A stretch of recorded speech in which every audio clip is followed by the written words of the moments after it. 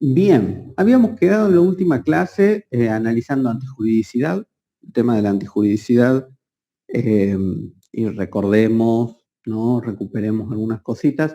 No se trata de la mera oposición del acto a la ley, sino de que esa oposición no esté de ninguna manera justificada por alguna de las causales de justificación, ¿no?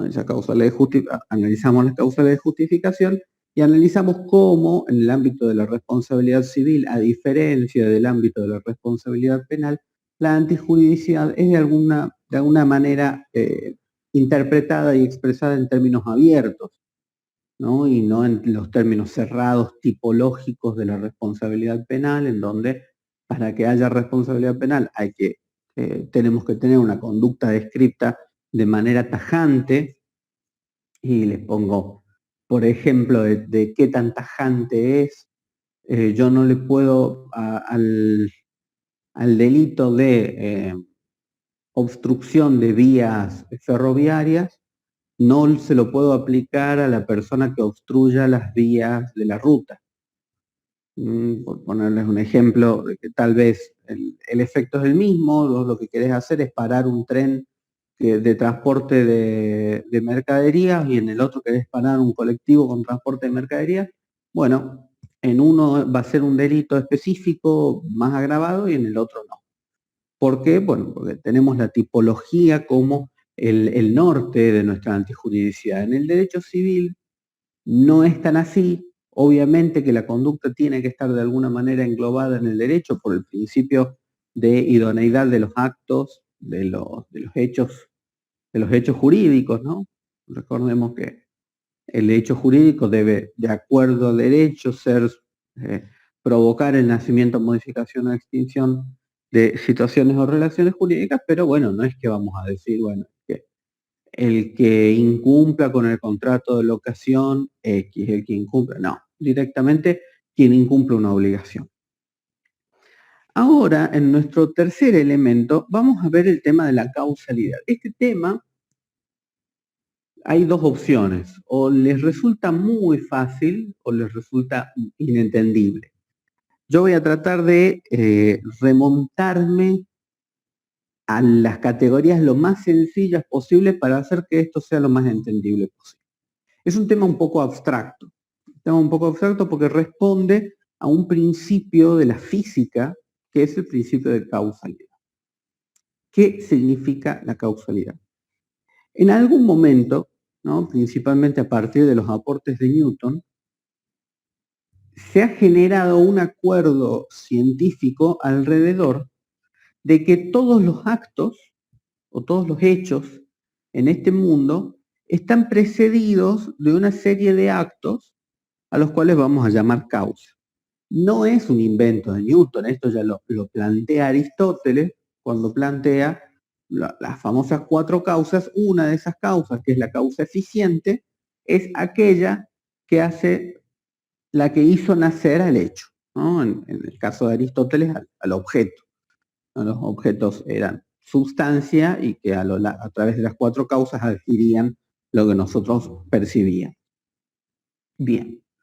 ¿Por qué nos interesa todo este análisis en el derecho civil? Porque existe un gran problema, y es que hoy en día, o sea, está bien cuando uno pone el ejemplo de la mesa de billar, entonces yo golpeo la bola blanca golpea la morada y la morada eh, entra en la tronera, ¿no? Entonces ahí nosotros decimos, bueno, hubo una causa eficiente del movimiento de la pelota blanca que fue mi golpe. Y a su vez, el golpe ese generó el movimiento de desplazamiento de la bola blanca, que al golpear la bola morada, ahí tenemos la causa eficiente del movimiento de la bola morada, a su vez transmite la fuerza y genera el desplazamiento. Así que bastante fácil porque son objetos de la física. Ahora, ¿por qué la mató? Ahí ya se nos complejiza un poco, ¿no? ¿Por qué compramos madera? Se complejiza porque el ser humano es un sujeto muy abstracto, un sujeto cuya inteligencia le permite, esto lo decía un autor que me gusta mucho, A la piedra para moverse le basta un golpe. En cambio, la inteligencia del hombre es tan superior que hay veces que una mera mirada le alcanza para moverse. Porque y esto lo señala el autor, eso no significa que los actos del hombre estén libres de la relación de causalidad necesaria existente entre la piedra y el golpe y el movimiento. El hombre, la mirada y el movimiento son también igualmente causales, decía Schopenhauer. Entonces, toda esta introducción alrededor de la causa es para entender por qué nosotros estamos estudiando causa. Porque el hecho que nosotros vamos a tratar de explicar cuál es la causa es el daño. Y lo que nosotros necesitamos saber es cuál es la causa del daño. Y si bien tenemos los casos fáciles, ¿no? Que Dworkin nos dice que cuando los casos son fáciles no hace falta rebanarnos la cabeza. Viene una persona, me pega un disparo en el pie, ¿cuál fue la causa de la destrucción de mi pie? Bueno, bastante sencillo, el disparo, que fue a su vez accionado por la persona. Ahora, una persona una vuelta dijo, bueno, ¿y si alguien no le hubiese vendido la pistola a ese tipo? ¿No significaría que ese tipo no te podría haber destrozado el pie de un balazo? Entonces tal vez no tendríamos que ponerlo también en la fila, ¿no? Y el que le enseñó a usar armas a la persona que te disparó en el pie, yo aunque quiera, si tuviese un arma en este momento en la mano, no sé si le podría disparar en el pie a alguien. ¿La persona esa tenía licencia para disparar? Sí. ¿Y quién le dio la licencia? El Estado, sobre la base de las prácticas que tomó en tiro federal. Entonces tenemos tiro federal, el Estado, el vendedor de armas. Y ya algún delirante dijo, bueno, si la persona esa no hubiese nacido, no hubiese podido reventarte el pie, entonces ya ahí aparecen los padres. Bueno, el mundo, y esto lo decía Santo Tomás, todo el mundo está intrincado por nexos y por cadenas de causalidades que, según Santo Tomás, eventualmente llegaban a Dios y al acto creador. ¿No? Dios es, dentro de las características de Dios de Santo Tomás, Dios es acto incausado. ¿Por qué? Porque detrás de Dios no hay nada, ¿no? Y esa era la ruptura. Y esa era la manera de definir el comienzo de la existencia. En algún momento de estos vínculos, decía Santo Tomás, tiene que haber uno que sea el inicial, el puntapié inicial, y ese puntapié inicial le vamos a llamar Dios. Entonces nosotros en Derecho, nuestro trabajo, además de la dificultad que significa determinar, porque tal vez no nos vamos tan lejos, pero en una de esas hay daños bastante más cerca, entonces está el que le puso la nafta a la universidad, está el que dijo que le vamos a poner una J, pero no sé muy bien por qué, el que dijo que a la universidad había que prenderla a fuego, y está el que llevó los fósforos y efectivamente prendió fuego.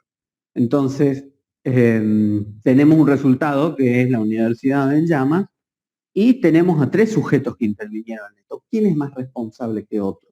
¿Son los 3 igualmente responsables?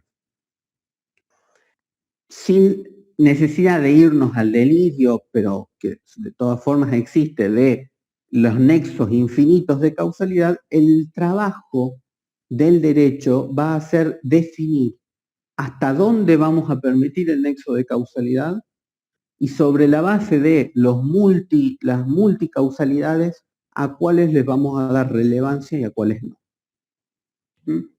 Todo esto para pensar en por qué estudiar la causa y por qué la causa es un elemento de la responsabilidad. Nosotros necesitamos que el daño que nosotros le estamos imputando a un determinado sujeto esté dentro de las causas. Ya vamos a ver, no necesariamente las causas que hayan sido objeto de su control, pero sí dentro de una causa imputable al responsable. Acá abre con una diferenciación entre causa, condición y ocasión. Respecto de la condición, es de alguna manera, o sea, la condición utilizada en términos como está utilizada acá, es un requisito. Sobre la base del término condición para el daño, lo que podríamos plantear es que el daño no puede ocurrir sin esa característica o condición. No es equivalente el concepto condición al concepto causa porque si bien algunos autores intentaron ligarlos, ya vamos a ver quiénes, no siempre una condición va a implicar, o la propuesta de una condición va a implicar el daño. Si yo creo condiciones de daño, vamos a poner un ejemplo. La única persona que puede dañarme a mí en términos de incumplimiento de las obligaciones alimentarias son mi padre y mi madre, ¿no? En este momento histórico de mi vida. Mi cónyuge, ¿no? Son tres personas en el mundo que cumplen con la condición para dañarme en esa obligación. Ahora, si bien está cumplida la condición, son familiares míos, no está cumplido el daño. Entonces la condición no es absolutamente necesaria para el daño, ni es una condición sin la cual no se puede, con la cual el daño se produce. Puede ocurrir a la inversa, que es lo que plantearon los autores de la condición eficiente. También la habrán sentido nombrar en derecho penal como la conditio sine qua non.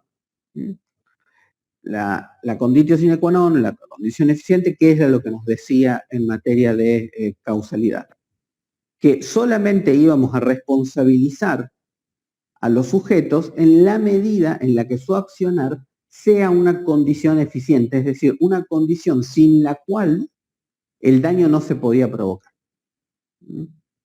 Entonces, en el derecho penal planteábamos, bueno, el robo se podía hacer sin el campana al frente, ¿no? Y al principio se decía que sí se podía, y después nos dimos cuenta, cuando vimos ciertas estadísticas en materia de perpetración de robos, que los robos sin campana tenían una tasa de efectividad de menor al 10%, y los robos con campana tenían una tasa de efectividad superior al 90%, entonces evidentemente para ejecutar un robo sin campana era muy difícil, entonces ahí pusimos al campana como una condición eficiente, ¿no? La doctrina hoy en día, ustedes ya rindieron la mayoría penal 1, pero saben que el campana es hoy en día considerado un partícipe necesario. Bien, y respecto a la idea de ocasión, no es lo mismo contemporaneidad que causalidad. Eso es lo que se conoce como una falacia, ¿no? La contemporaneidad no implica causalidad, nos dicen los maestros griegos de lógica, que dos cosas ocurran al mismo tiempo, es decir, que un sujeto haya tenido la ocasión de provocar el daño, ¿no? Se haya encontrado en contemporaneidad al daño, no significa que el daño sea causado por ese sujeto. Bien, acá habla de la función de la relación de causalidad, la autoría y la adecuación. En primer término, la causalidad nos va a determinar quién es, en grandes aspectos nos va a determinar quién es el responsable. Nosotros ya lo venimos manejando a quién es el responsable, porque de alguna manera, al pensar en la antijuridicidad y al pensar en las causas de justificación, ya venimos manejando un sujeto. Pero en lo que es la bola de sujetos que nosotros podemos venir manejando, la causalidad nos va a dar una limitación del margen de autoría. Y segundo, respecto de la adecuación, el criterio de causalidad que nosotros adoptemos va a ser el que va a definir hasta dónde vamos a seguir con esta línea, hasta dónde vamos a ampliar hacia los costados, y también sobre la base de eso nos va a permitir dar una respuesta adecuada a la situación. Respecto a las teorías, que es a mi entender una de las cosas más fáciles que tiene la unidad, ya pasamos lo difícil, ¿no? Razón por la cual creo en este momento ustedes hacen el autoanálisis y dicen, si lo que vengo escuchando hasta ahora lo entiendo, eso significa que soy de las personas a las que esta unidad le va a resultar fácil. ¿Sí? Si me he perdido, ¿no? Le pido por favor a Joaquín que repita algunas cosas. ¿Cómo vamos?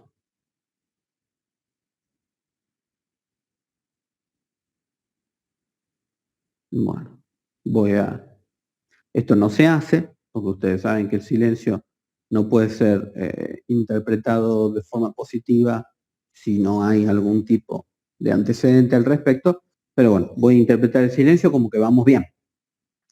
Yo resiento, pero supongo que bien. Bueno, sí, no, los que entraron tarde tal vez no estén al día, pero ya eso después se subsana viendo la grabación. Bien. Las distintas teorías sobre la relación de la causalidad son aquellas que intentaron, a lo largo de la historia, poner ese freno que nosotros decíamos jurídicamente, ¿no? Y son teorías que se han aplicado y que después se han descartado por justamente haber sido reemplazadas por teorías que respondían a criterios científicos más acordes.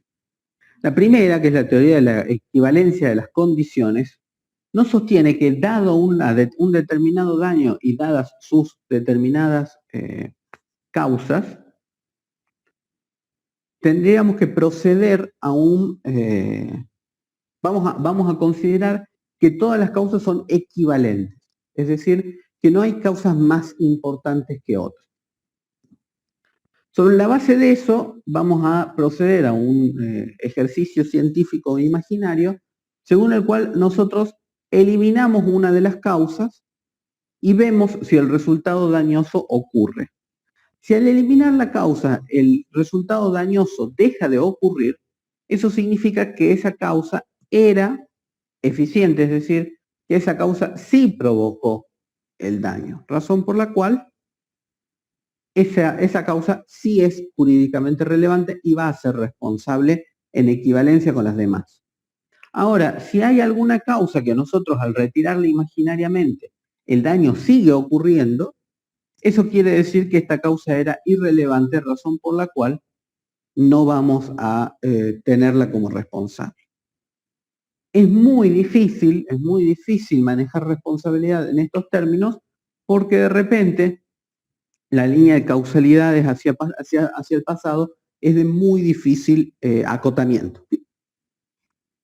Entonces, bien, sobre la base de eso empiezan a haber algunos ensayos para acortar esta idea de la causa y aparece el de la causa próxima o el de la causa más próxima, en el cual se trata de determinar una especie de espacio temporal alrededor del daño al que solamente vamos a incluir a las causas o a las posibles causas que estén cercanas en el tiempo, las más cercanas en el tiempo. El problema muchas veces es que la cercanía con el tiempo no significa necesariamente una responsabilidad directa y una lejanía en el tiempo no significa a veces una irresponsabilidad. Si yo planifiqué las cosas hace un mes y se ejecutaron las cosas un mes después en manos de otras personas, la teoría de la causalidad próxima no ponderaría mi planificación de un mes antes de la misma manera que ponderaría los actos ejecutorios del día de la ejecución. Razón por la cual también encontramos problemas en la causa próxima, también a la hora de determinar qué es lo más próximo. Hay veces que tenemos proximidad física, pero no proximidad temporal. Bueno, son conceptos vagos, ¿no? Aparte, trabajar con la idea de tiempo es muy, muy difícil en términos físicos y reales. Aparece también el de la condición preponderante o la causalidad eficiente, también llamada, que era aquel en el cual se hacía un juicio de valor entre todos los causales y se planteaba cuál era el más eficiente para hacer. Se planteaba, bueno, cuál de todos los actos, entonces volvamos al ejemplo de la universidad, ¿qué es más generador de incendios en las universidades? ¿La existencia de un plan la existencia de una fuente de calor o la existencia de un combustible. Personalmente, les digo, la universidad se ve sometida a muchas veces a la existencia de fuegos sin que eso provoque el incendio de la facultad, de la universidad. Mucha gente quiere quemar la universidad, así que evidentemente el plan de quemar la universidad no es eficiente por sí mismo para quemar la universidad. Parecería ser que llenarla de nafta es lo más eficiente a la hora de provocar el daño, el resultado final, que es el incendio. Difícil determinar, porque realmente si yo lo llené de nafta y vino el otro día el celador y limpió y quedó divino, porque ustedes saben, cuando uno pone nafta en los pisos quedan muy bonitos, no se incendió. Entonces, parecería ser que si bien ¿cómo se llama? La nafta es un elemento muy eficiente para provocar el daño, la falta de concurrencia del otro elemento lo hace inocuo, razón por la cual ahí ya los tenemos que combinar. Entonces, ¿qué pasó con esto de la causa eficiente?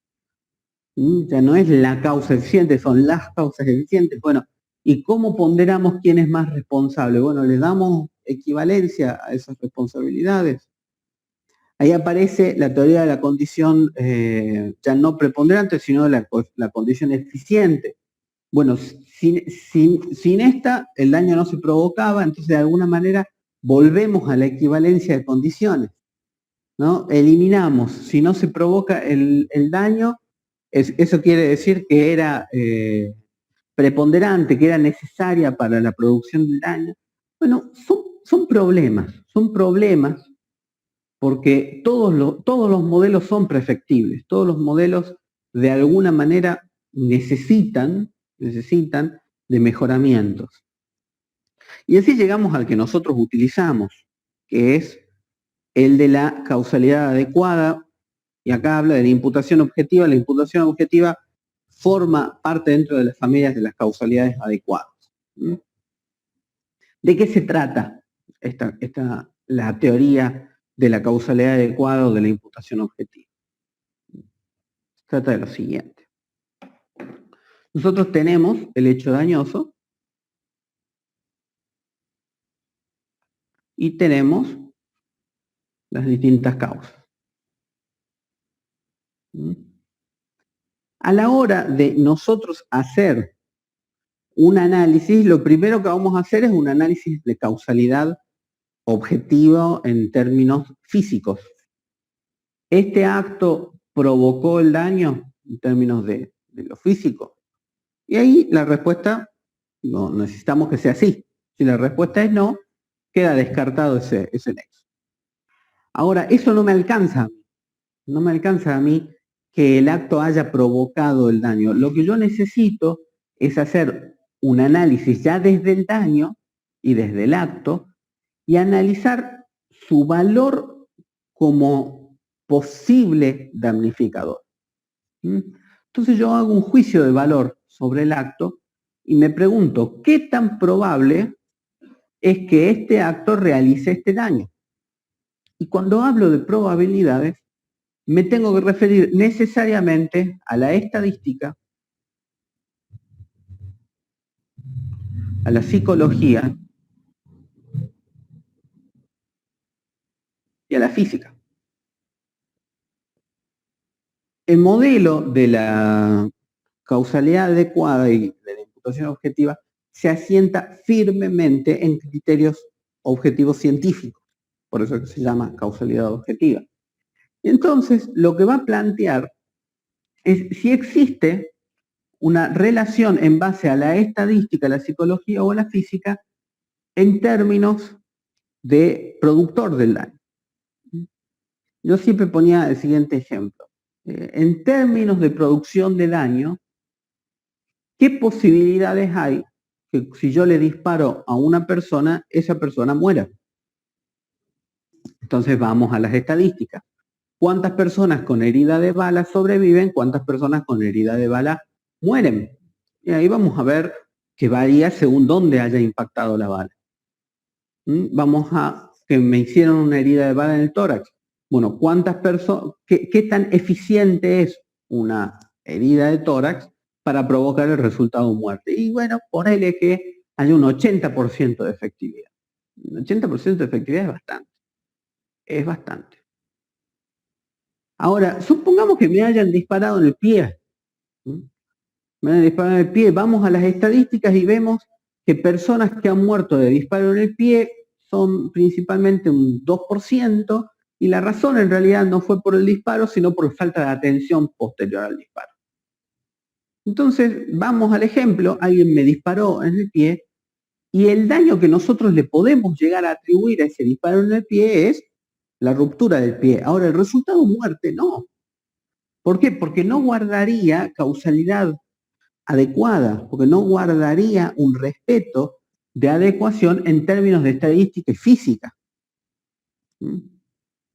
Entonces, lo que tenemos que empezar a hacer es a limitar las responsabilidades, no en términos de sus productos absolutos, sino en términos de sus productos estadísticos, podríamos decir. Entonces, si yo le pego una cachetada a alguien, el resultado de muerte es muy poco probable. En una de esas se mueren, chicos, porque en una de esas justo les tocó ser el tipo que se muere de una cachetada, ¿no? Entonces, efectivamente, el acto provocó el daño, nadie lo niega. La pregunta es, ¿yo le tengo que generar una responsabilidad civil y penal, porque esto también se utiliza en el ámbito de lo penal? Responsabilidad al sujeto que cuando realizó la acción se pudo representar solamente aquello que la estadística, la psicología y la física le planteaban. Cuando uno hace actos, uno tiene en su cabeza la representación de ellos. Si yo le disparo en el pie a alguien, la representación que me puedo llegar a hacer es la de incapacitarlo, pero nunca la de matarlo. Si soy un hábil tirador que le dispara en el pie. Ahora, si yo disparo como loco y ese disparo le da en el pie por casualidad, ahí vamos a tener que ver las trayectorias, vamos a tener que ver hacia dónde yo apunté, cuál era mi intencionalidad aquí, ¿no? Si había lo que en derecho penal se llama dolo homicida o no. Yo esto, no sé si les conté, esto nos lo contó el difunto profesor Carrizo. Una vuelta, en el penal de acá de Catamarca, un hombre es apuñalado y se queda quietito, no llama a los guardias. Pasan 48 horas y el sujeto muere de una septicemia generalizada, es decir, muere de una infección producto de ese apuñalamiento no tratado.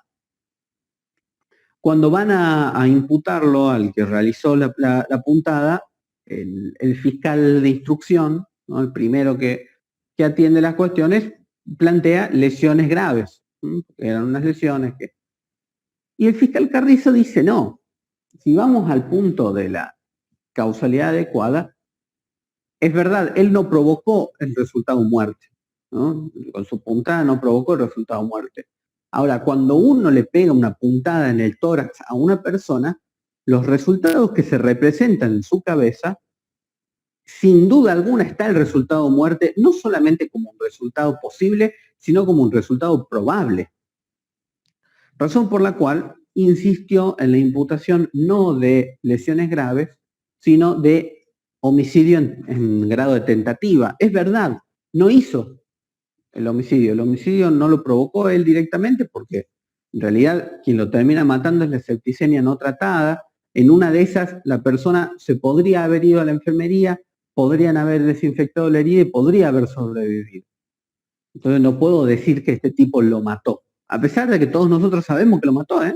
Porque el relato es bastante crudo como para decir, o sea, cualquier persona en su sano juicio diría, esta persona lo mató de una puñalada que se tardó 48 horas en dar el resultado, pero vamos, es bastante claro. Bueno, para el derecho no es tan claro, porque evidentemente si nosotros le imputamos la muerte a este sujeto, le quitamos la responsabilidad que también tenía la víctima de hacerse tratar, ¿no? Si le pega una puñalada a una persona en medio de la jungla y esta persona muere de acá a 2 días, obviamente que sí, esa persona no se pudo tratar y yo cuando le pegué la puñalada lo sabía, ¿no? Pero en este caso, el tipo que hizo la puñalada, sabía que el tipo levantaba la mano, venían los guardias, venía el servicio hospitalario y lo trataban. Entonces yo no le puedo caer con todo el homicidio. Ahora, no es lo mismo haberse agarrado a las piñas y golpear a una persona y que esa persona después se muera una semana después por los golpes, que pegarle un puntazo en el tórax. ¿Por qué? Porque desde un punto de vista estadístico, las personas que reciben un puntazo en el tórax tienen un grado de mortalidad bastante alto, ¿no? Puntazo en el tórax, ustedes saben, estadística graciosa, la mayor cantidad de homicidios en Argentina se dan por arma blanca.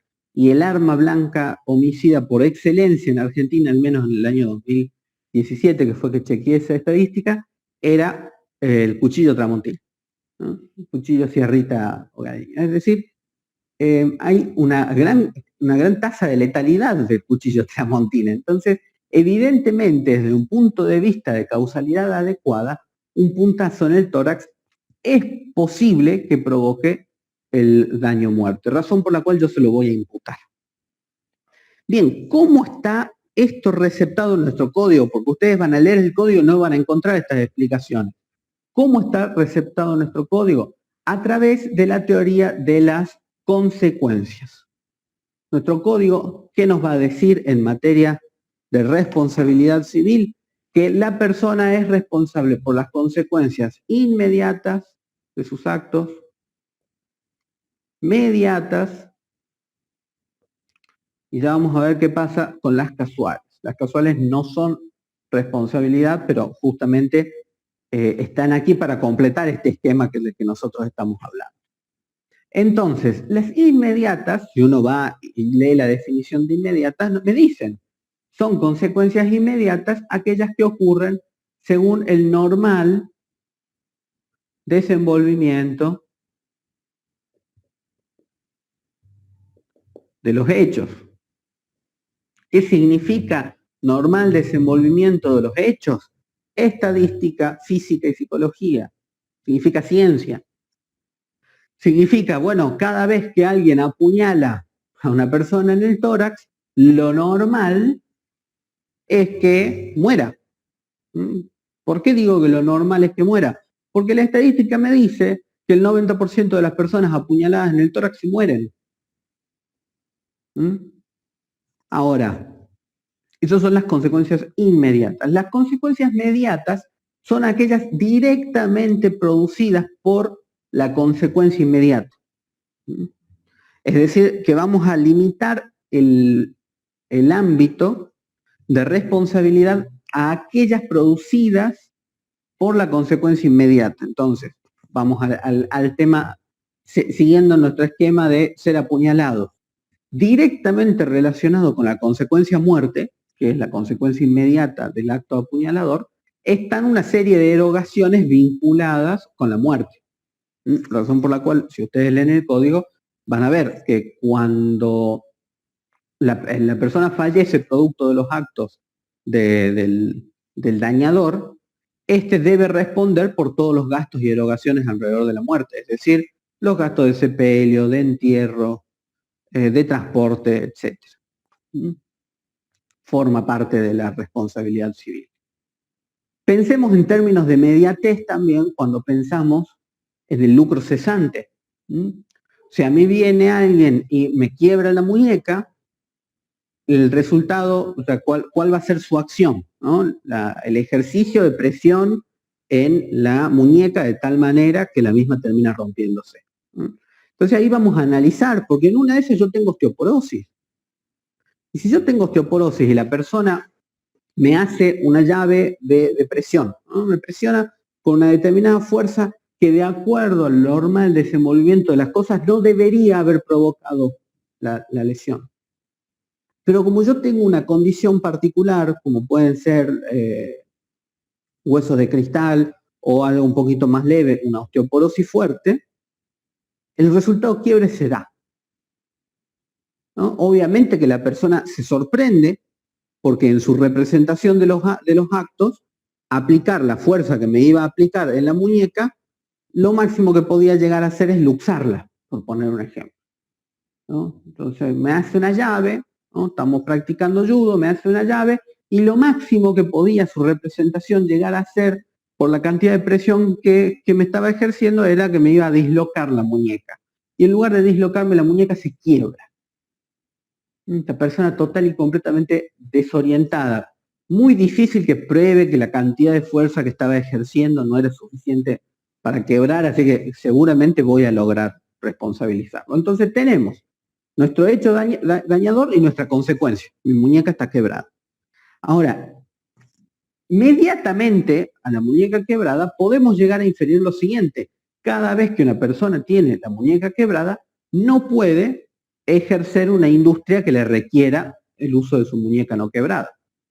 Entonces, yo que soy carpintero, yo que soy soldador, no voy a poder ejercer mi industria sobre la base de mi muñeca quebrada. Razón por la cual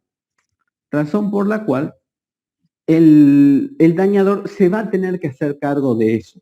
Se va a tener que hacer cargo también de la consecuencia inmediata. De alguna manera podríamos pensar, pero no está bien, pero podríamos llegar a acordarnos, de que la consecuencia inmediata es el daño emergente y la consecuencia inmediata es en muchos aspectos el lucro cesante. Ahora, todo este esquema no estaría completo sin el elemento excluyente, que es la consecuencia casual o meramente remota, ¿no? Casual viene de casualidad. Las consecuencias ocurridas por el evento dañoso, que no pudieron ser lo más mínimo previsibles o que están desconectadas de la consecuencia inmediata por más de 1 grado de separación causal, no son resarcibles. Entonces, a mí me quiebran la muñeca, voy al hospital, y en el hospital me dicen, ¿tiene alguien que lo pueda venir a buscar, que le pueda traer ropa? Le digo, sí, por favor, llamen a mi esposa, ¿no? Entonces, del Hospital San Juan llaman a mi esposa y dicen, hola, buenas tardes, estoy hablando con Luz Brizuela, sí. Bueno, comunico al Hospital San Juan Bautista, está acá Joaquín internado. Esa noticia descompensa a mi mujer se desmaya, se cae, se golpea la cabeza y como está sola en la casa se muere. La pregunta es posible prever en el momento en el que el tipo ejerció presión sobre mi muñeca para quebrármela? ¿Podía prever que esto iba a ocurrir? ¿No? Total y completamente fuera del plano de la previsibilidad. Razón por la cual este tipo no va a responder por la muerte de mi esposa. Si vamos a los hechos, la muerte de mi esposa sí fue provocada por el tipo este. Porque si el tipo este no hubiese quebrado la muñeca, mi esposa seguía viva. Ahora, ¿yo le puedo imputar jurídicamente eso? No, porque las consecuencias casuales que ocurren en este ámbito de la casualidad no son imputables. Hasta acá. ¿Vamos bien?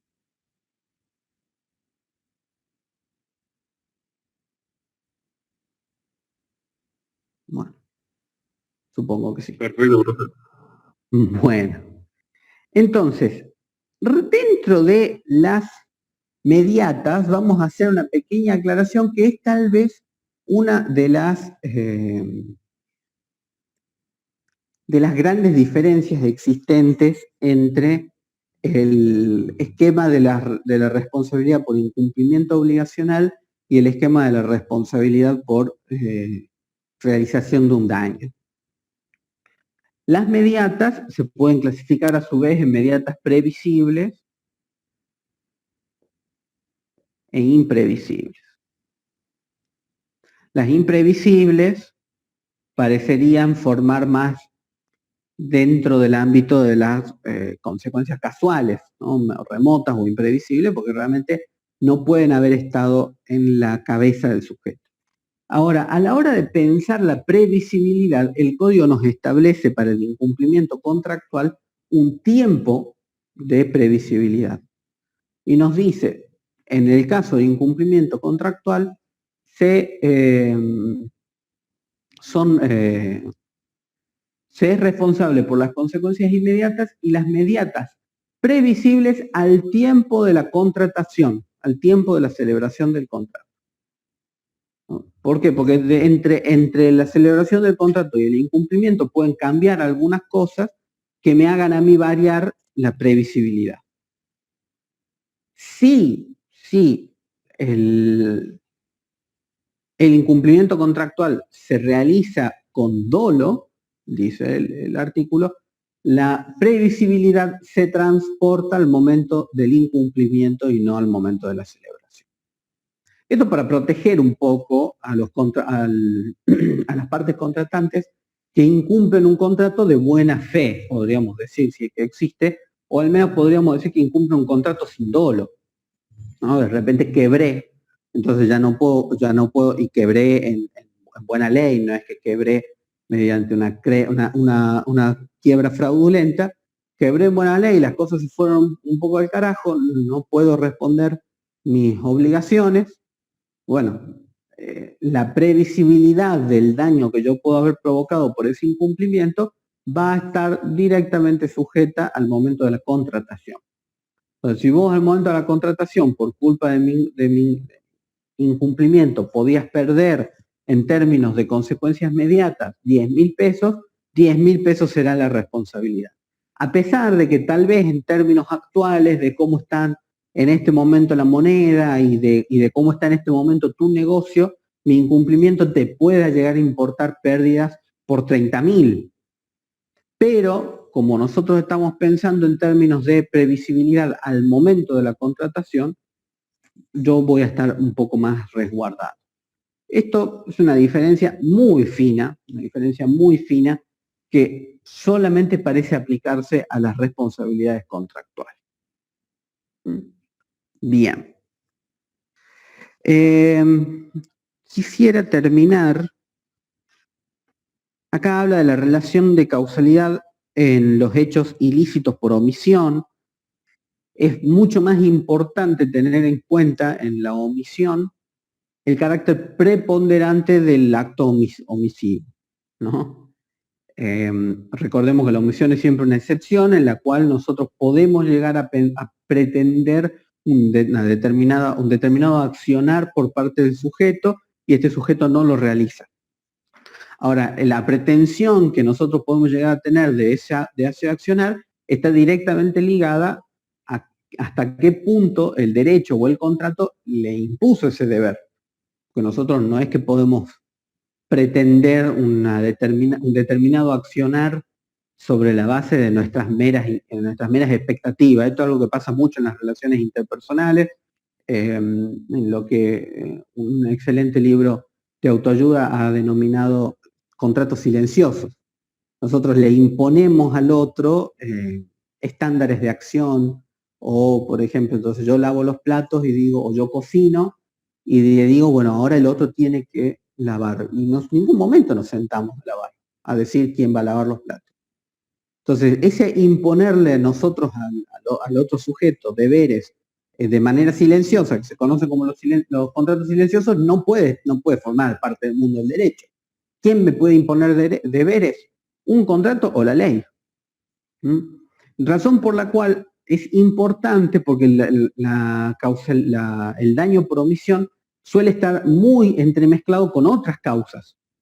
Con otras causas que hasta son más atractivas a la hora de pensar en términos de causalidad. Por eso es que siempre hay que tener en cuenta que la omisión tiene que tener un papel preponderante en el fenómeno causal. Con respecto a la pluralidad de causas, la concausalidad y la concausa del daño, vamos a hablar un poquito a la hora de pensar en los eximientes. Existe la posibilidad de multicausalismo, existe la posibilidad de que muchos sujetos sean responsables por el mismo daño en virtud de una multitud de causas, que es lo que, si recuerdan, era la definición de la obligación concurrente. Muchos sujetos deben el mismo objeto en base a causas distintas. Se resuelve mediante las causas concurrentes, es decir, puedo exigirle el 100% a cualquiera de los sujetos el juez va a declarar en qué proporción participan de ese daño provocado y en todo caso entre ellos después pueden arreglarse en materia de relaciones internas obligacionales. Ahora, una cosa es la pluralidad de causas y otra cosa es la concausa. La concausa es una causa que compite por ser la responsable del daño. Ahora, ya cuando hay una concausa, es decir, cuando hay una causa que no solamente contribuye o que no solamente es una causa distinta, pero que debe el mismo objeto, sino que contribuye, que compite por la producción del daño, vamos a ver que ocurre una de las situaciones eximientes de la responsabilidad. Así que con eso vamos a cerrar la clase y quiero apurarme para no dejar las cosas a medias. ¿Cómo se prueba la relación causal? Y esto es bastante importante. En términos generales, las relaciones causales deben probarlas aquel que las alega. Es decir, que si yo sostengo que determinado hecho guarda una relación de causalidad con determinado daño, tengo que probarlo yo. Razón por la cual tengo que procurar cualquier medio de prueba. Por supuesto que siendo la causa un fenómeno que guarda cierto grado de, no podría decir rigor, pero que está muy emparentado con el fenómeno científico, la prueba pericial va a ser muy importante en esto. Nosotros queremos saber si el impacto ocurrido con el auto es o no el producto del resultado lesión. Lo que tenemos que ver es mediante la pericia de lo ocurrida, por ejemplo, en el auto, en el frenado, si la persona frenó bien, a qué velocidad venía, porque no es lo mismo una persona que venía a 30 kilómetros por hora y que frenó a tiempo y aún así chocó a una persona que cruzaba la calle por el medio de la calle, que una persona que venía a 90. ¿Por qué? Y porque en términos estadísticos sabemos que una persona que viene a 30 kilómetros por hora es mucho menos susceptible de provocar ese resultado. Y si vamos a la estadística, una persona que maneja a 30 kilómetros por hora no provoca daño. Si vemos el 100% de las personas dañadas por colisiones automotrices, vamos a ver que el 0,1% es realizada. Estoy inventando las estadísticas, chicos, no se vayan a creer, ¿no? Que el 0,1% ha sido provocada por colisiones ocurridas a menos de 30 kilómetros por hora, entonces yo no puedo imputarle ese determinado resultado a el auto que venía abajo. ¿Y quién me va a decir cómo venía el auto y si el auto tenía o no las condiciones para provocar ese daño? La pericia.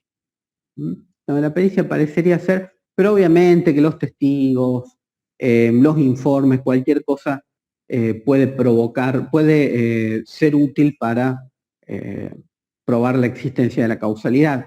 No siempre vamos a hablar de daños físicos, ¿no? El incumplimiento y el daño que me provoca a mí el incumplimiento lo puedo probar mediante balances bancarios, por poner un ejemplo. Bien, ¿qué pasa con los eximientes de la relación de causalidad? Voy a pasar muy por alto algunas cosas porque no son difíciles y porque ya las venimos estudiando desde el derecho de las obligaciones. Cuando yo lo que quiero hacer es probar la inexistencia de una relación de vínculo, obviamente que yo puedo probar la inexistencia, pero otra cosa que yo puedo probar es la existencia de una concausa, es decir, una causa que está más relacionada con la producción del daño que mi accionar. Las tres clásicas concausas que nosotros podemos llegar a alegar son el hecho de la víctima, es decir, que el verdadero causante del daño es la propia víctima que con sus hechos se expuso a una situación de riesgo o que con sus propios hechos provocó el incumplimiento contractual. El hecho de un tercero, pero acá es importante que no se queden con el hecho de un tercero por el que no se deba responder.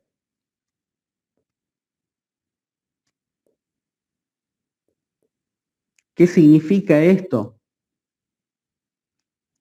Que existe un montón de situaciones en las cuales yo tengo que responder por un tercero, como ser, por ejemplo, la situación de empleado. Si mi empleado provoca un daño, yo tengo que responder por ese tercero, por más que podríamos decir que mi accionar no está relacionado. Entonces, ¿quién es un tercero por el cual yo no deba responder? Una persona total y completamente ajena a mi existencia. Puedo pensar en un ladrón. Yo soy el camionero de la Coca-Cola y se me meten en el camión, me encañonan, me atan las manos y el tipo, ladrón, viene manejando el camión y choca.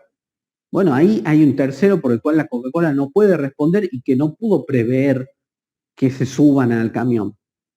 No pudo poner más seguridad que tal vez darle un revólver, espero que no, a su camionero. Pero yo tengo entendido que los camioneros tienen que andar calzados por si las dudas. Ya está, no le vamos a decir a la Coca-Cola que tiene que responder por el daño provocado por un ladrón que se robó el camión, por más que su camión. Una pena, a mí me encanta hacerla responder a la Coca-Cola, pero en esta ocasión no la puedo hacer responder. Y el último, que es el que más conocemos, el caso fortuito. El caso fortuito, ¿qué es? Es aquel hecho que no se pudo prever o que pudiéndose prever no se pudo evitar. Si el daño es provocado por algo total y completamente imprevisible, supongamos que yo en este momento tengo osteoporosis, pero no lo conozco. Cuando voy a entrenar al dojo, me hacen llenar una planilla y niego tener osteoporosis. Razón por la cual el profesor no le pide a nadie que sean cuidadosos conmigo por mi condición, ni me hace hacer ejercicios preferenciales. Y en medio de un ejercicio me tiran al piso y se me quiebra la tibia. Y cuando vamos al médico, obviamente que la persona total y completamente culpable porque lo único que hizo fue hacer lo mismo que estaba haciendo con todos los demás, cuya previsibilidad era que yo termine en el piso, así nomás. Bueno, terminé en el piso con la pierna quebrada. ¿Qué pasó? Bueno, llegamos al médico y encontramos que evidentemente había un caso fortuito, había algo que la persona que me provoca el daño, que me tira al piso, no pudo prever, que era que yo tenía osteoporosis. No pudo prever porque no estaban dadas las condiciones de información para que lo pueda prever. De esa manera estamos en presencia de un caso fortuito. Estamos en presencia de algo imprevisible. Por supuesto que los eventos naturales con carácter destructivo son también casos fortuitos. Si la razón por la cual yo incumplí la obligación de dar el cuadro es porque el cuadro se incendió, porque le cayó un rayo a mi casa y se me incendió la casa, yo no voy a ser responsable por ese incumplimiento contractual. ¿Por qué? Porque la razón por la cual yo no puedo dar el cuadro es porque el mismo se destruyó sin mi responsabilidad, por una concausa, por un caso fortuito. Recordemos cuando estudiábamos obligaciones alternativas, que si una de las alternativas se extinguía por caso fortuito, se me murió la vaca y se me murió de un paro cardíaco, ya yo no podía ser responsable por esa muerte de esa vaca, razón por la cual los objetos de la obligación alternativa se concentraban en los restantes, en las restantes opciones. Vemos cómo todo empieza, ¿no?, a hacer clics y cómo todo empieza a relacionarse y lo importante que es, esto yo les decía, ustedes ya están en tercer año y han construido a lo largo de estos primeros 2 años una base que ya es lo suficientemente sólida como para que ustedes se animen a moverse un poquito más fuerte. Ustedes ya no están atados a ese pequeño bloquecito de cemento en el que significaba sus conocimientos de la secundaria. Ustedes ya tienen toda una plataforma establecida, fuertemente arraigada con sus cimientos, en la medida en la que hayan trabajado bien durante estos últimos 2 años.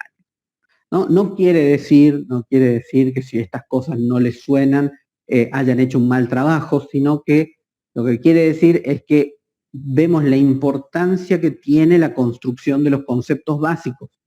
¿no? La importancia que tiene derecho parte general, la importancia que tiene obligaciones como esta fundación, como estos cimientos en el conocimiento.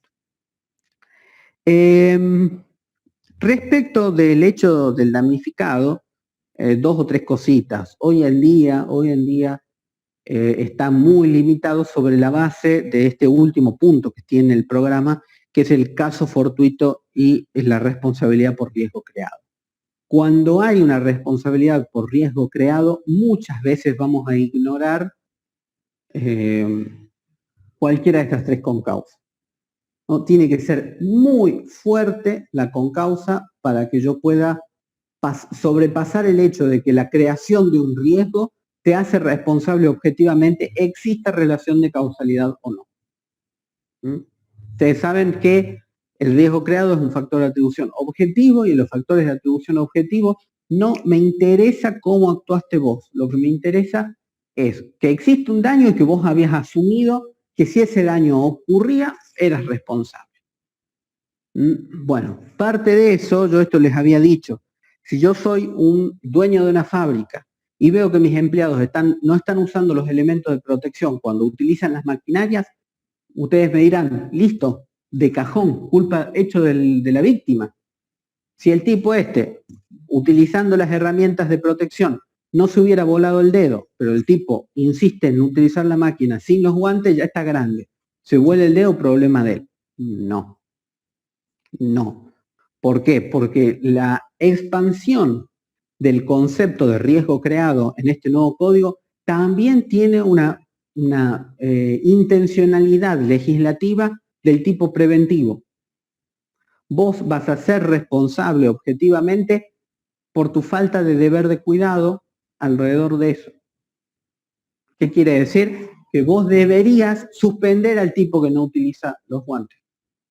Deberías suspender al tipo que no utiliza las gafas porque no las utiliza. Y cada vez que lo veas no utilizándolas, deberías suspenderlo porque tu objetivo no es provocar la menor cantidad de daño posible. Tu objetivo es que no provoque el daño, que no se provoque el daño. Por eso es que esto del hecho del damnificado, es decir, el hecho de la víctima, ya está un poquito más atemperado, sobre todo en los casos de riesgo creado, ¿no? Cuando hay riesgo creado, me parece, y a niveles jurisprudenciales ya está planteado, que gana la responsabilidad objetiva del riesgo creado sobre el hecho del damnificado. ¿Y cuándo habría caso fortuito en una situación de responsabilidad objetiva? Por lo general solamente hay caso fortuito en términos de desastres naturales o en términos de cosas absolutas y completamente imprevisibles, ¿no? Porque de alguna manera, y ahí está el tema de si es un caso fortuito o no, en este caso sería un hecho de la víctima, pero que un empleado se vuele el dedo por no utilizar los elementos de protección no es un caso fortuito. ¿Por qué? Porque es absoluta y completamente previsible y evitable. Entonces yo le impongo un montón de cargas al sujeto responsable objetivamente en términos de riesgo creado sobre la base de esta idea de la previsibilidad y de la evitabilidad, en términos de prevención del daño. Respecto a esto del hecho de un tercero por el cual no se debe responder, recordemos esta idea de que hay terceros por los cuales sí se responden, entonces si en un caso práctico aparece esta idea de un tercero, fíjense si no existe una relación entre el principal y el dependiente que pudiera ser algún tipo de responsabilidad por el hecho de un tercero. Ustedes no lo saben, ustedes no tienen por qué saberlo porque eso lo vamos a ver a partir de la unidad 8 en adelante, las responsabilidades especiales, pero no importa, porque ustedes saben que muchas veces los profesores dan por sabidas algunas cosas. Bueno, estas son el tipo de cosas que yo quiero preverles.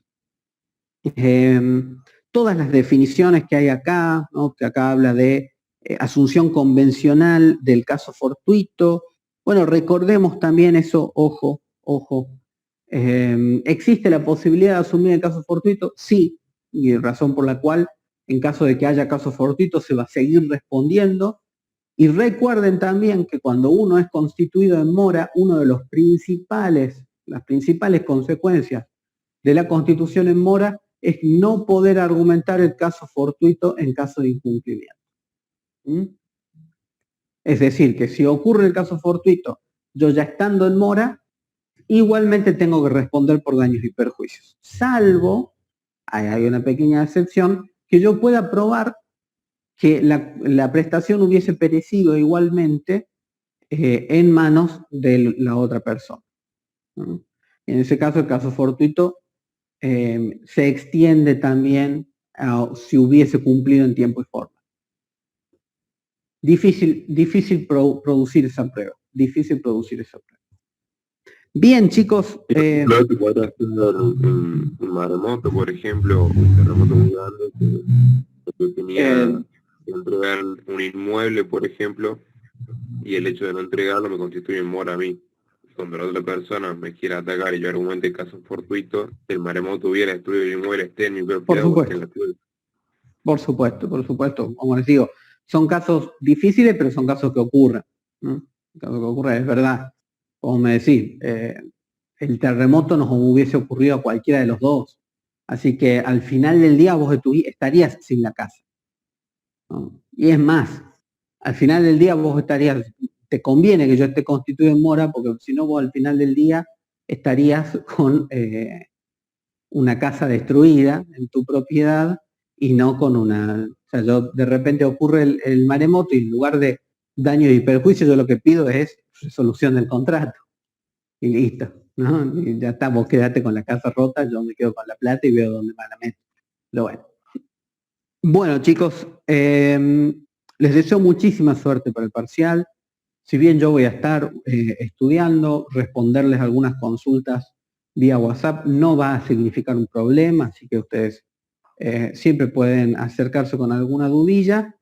Y bueno, saben, el miércoles tenemos la suerte de que yo voy a estar absoluto y completamente desconectado de la realidad, así que no me van a poder pedir ayuda. Saben que la regla está total y completamente prohibido pedir ayuda. Les agradecería si pueden tomar capturas, si pueden tomar nota del parcial para que después lo podamos discutir en el grupo y pensemos juntos cómo se solucionaba y cómo se puede haber solucionado. Recuerden, sobre todo, bueno, la profe Pacheco es muy de multiple choice. Recuerden que no siempre es una sola opción. Recuerden que pueden ser múltiples opciones. Recuerden que hay veces que hay opciones contradictorias. Tengan cuidado a la hora de marcar dos veces opciones contradictorias. Y si el caso es de desarrollo, recuerden siempre justificar sus dichos. Aprovechen que tienen el código, siempre pueden abrir el código en una pestaña de Google Chrome, apretar Control G y buscar directamente la palabra que ustedes están necesitando, como por ejemplo caso fortuito. Entonces van a caso fortuito y aparecen los artículos de caso fortuito y ven si lo pueden aplicar como para darle un pequeño respaldo normativo, pero más allá de solamente el respaldo normativo, siempre expliquen su respuesta. Ustedes ya están grandes, han llegado lejos, así que no tengo por qué decírselos, pero nunca está de más recordarles unos sanos consejos de cómo desempeñarse. Así que bueno, chicos, muchísima suerte y a su disposición.